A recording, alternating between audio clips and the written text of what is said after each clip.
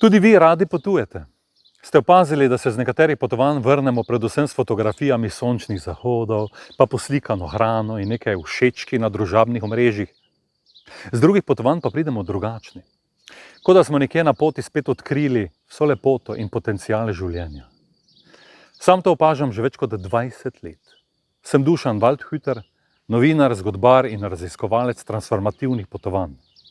Dotaknil sem se že vseh celin in ob tem vedno iskal trenutke, zaradi katerih se domov nisem vrnil več povsem isti. Pravkar je izšla moja nova knjiga Prebojeni skozi potovanje, v kateri delim moje osebne zgodbe s potovanj, razmisleke, pa tudi zelo konkretne napotke, kako lahko potovanja doživite globje. Ne glede na to, ali odpotujete na en eksotični Mauricius ali pa za nekaj dni na slovensko Primorje.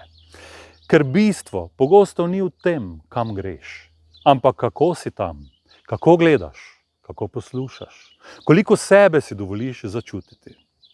In mogoče je najlepše pri vsem tem to, da del tistega, kar odkriješ na poti, preneseš v svoj vsakdan, v domače okolje in v način, kako živiš.